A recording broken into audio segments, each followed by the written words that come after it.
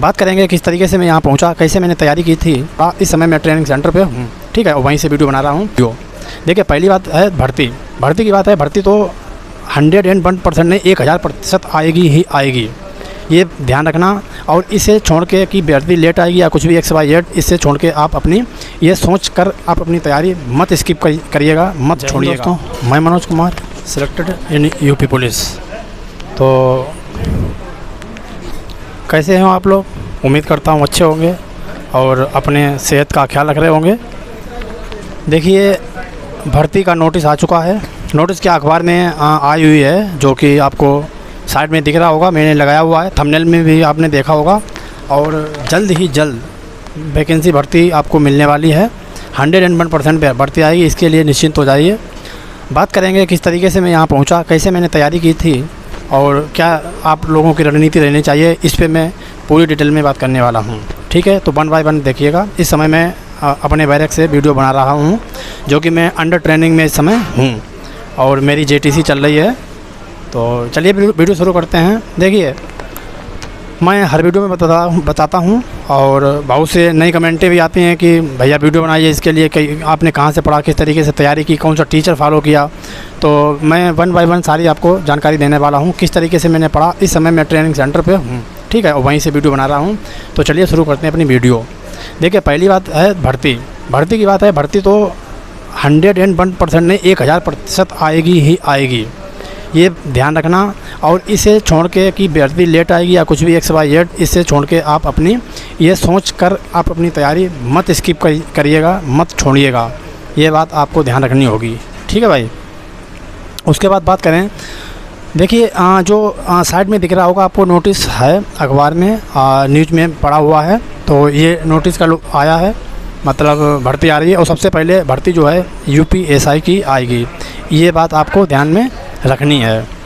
और बात करें तैयारी की, देखिए मैंने कहाँ से तैयारी की, तो सबसे पहले मैं बता दूं, मैंने 1.5 साल लगभग तैयारी की है कानपुर से। मैंने वो कानपुर की मेरी तैयारी थी, लगभग आधी तैयारी मेरी बेस्ट चलेगी। उसका रीज़न है सीधा कि मैंने सबसे पहले NDA की तैयारी की थी। NDA की तैयारी और ये बिल्कुल जो ये वाला कंपटीशन है जिसमें अर्थमेटिक वगैरह आती है, ये और वो बिल्कुल अलग है, क्योंकि NDA में सारा इंटर लेवल का सब कुछ पूछा जाता है और इंग्लिश उसमें बहुत ही महत्वपूर्ण रहती है, जो NDA होता है, ठीक है। तो यही कारण है कि मैं वहाँ पे एज लिमिट होती है और लगभग 2 अटैम्प्ट मैंने दिए। 2 अटैम्प्ट देने के बाद मेरा कुछ नहीं हुआ वहाँ पे, और मैंने 2 अटैम्प्ट दिए और 2 अटैम्प्ट देने के बाद भी मेरा वहाँ पे सिलेक्शन नहीं हो पाया। सिलेक्शन क्या, NDA एक अच्छा एग्ज़ाम होता है, UPSC उस एग्ज़ाम को लेती है। तो XYZ कुछ भी हो, वो जो शुरुआत वाली 2-3 सालें थी वो तो ऐसे गुजर गई, कब पता नहीं चला, क्योंकि मैं बहुत ही एक कमज़ोर एवरेज छात्र था। मुझे मतलब बहुत ही ज़्यादा कमज़ोर वीक था पढ़ने में, और ख़ास तौर से मैथ वगैरह मेरी अच्छी नहीं थी। उसके बाद क्या हुआ, उसके बाद मैंने जो है जब घर पे चला आया, फिर उसके बाद मैंने ऑनलाइन ही केवल तैयारी की, ठीक है। 2016-17 से जोड़ लीजिए आप, तो लगभग मुझे 7-8 साल हैं। लेकिन कोरोना वाले 2 साल हटा दीजिए, उसमें बिल्कुल ही मैंने पढ़ाई नहीं की थी। बस यही लगता था कि वैकेंसी अब आएगी नहीं। तो अगर अच्छे से बात करें तो ये पिछले 2 सालें जो हुई हैं, इनमें मैंने अच्छी तैयारी की है, बैच लिया है, प्रॉपर पढ़ा है, लाइब्रेरी प्रॉपर ज्वाइन की है मैंने। और किस तरीके से मैंने किसका बैच लिया है ये भी मैं आपको बताऊँगा। देखिए, तो सबसे पहले बात करते हैं बैच की। मैंने RWA का बैच लिया था और UPSI का विनायक बैच है, जो विनायक 1.0 वाला जो बैच है वो मैंने लिया था। इस समय 2.0 चल रहा है, वो आप लोग ले सकते हैं। मैंने RWA बैच लेने की मतलब उसमें खासियत क्या है, देखिए बैच इसलिए मैंने लिया था वो, क्योंकि उसमें पहली बात तो ये है कि सारे जो टीचर पढ़ाते हैं उनकी हैंड रिटन PDF आपको मिल जाती है।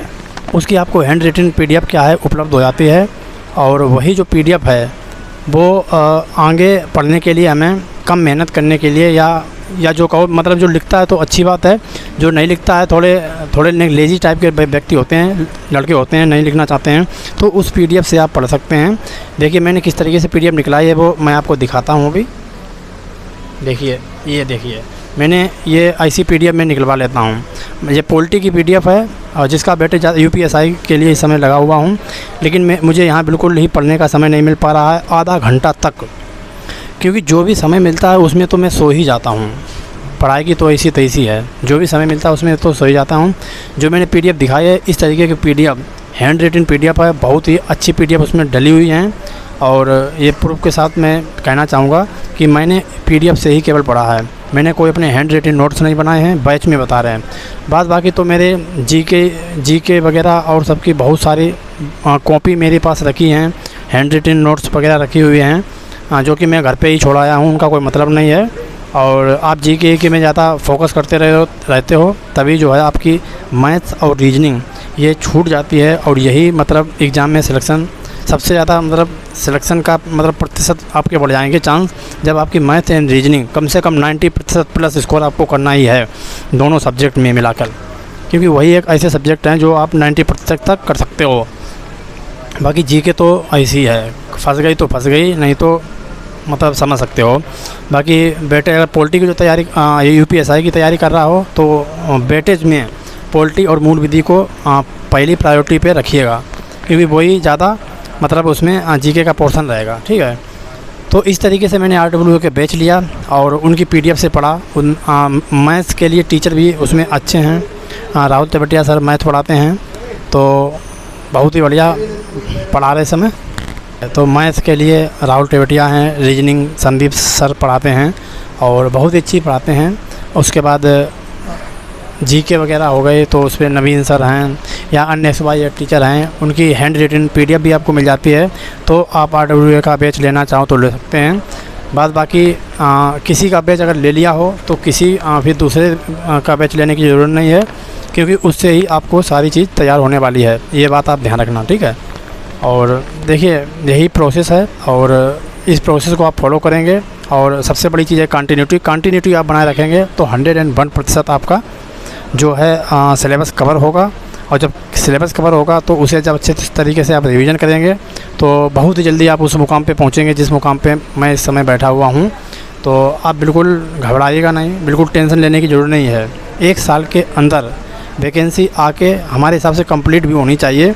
और आप जहाँ इस समय वीडियो देख रहे हैं आप मेरी जगह पे बैठे होंगे, ठीक है।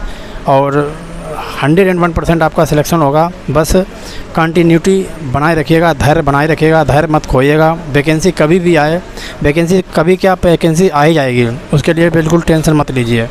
बस तैयारी अच्छे से कर लेते रहिए और अगर आपकी अच्छी से तैयारी होगी तो आप पेपर निकाल पाएंगे। वरना आप जानते हो इतना ज़्यादा कंपटीशन है। जब 60,000 वैकेंसी थी तब 225 कट ऑफ गई है जनरल की, 217 लगभग कट ऑफ गई है OBC की। तो समझ सकते हो जब 19,000 वैकेंसी या 20,000 जो भी आएगी उसके लिए तो आप समझ सकते हो काफ़ी ज़्यादा कंपटीशन रहने वाला है। और छूट इस बार भी मिलने वाली है, ठीक है। ऐसा कहा जा रहा है, नोटिस भी आ चुका, छूट भी इस बार मिलने वाली है। तो हमारा तो यही है कि अच्छे से बहुत ज़्यादा अच्छे से तैयारी कीजिए।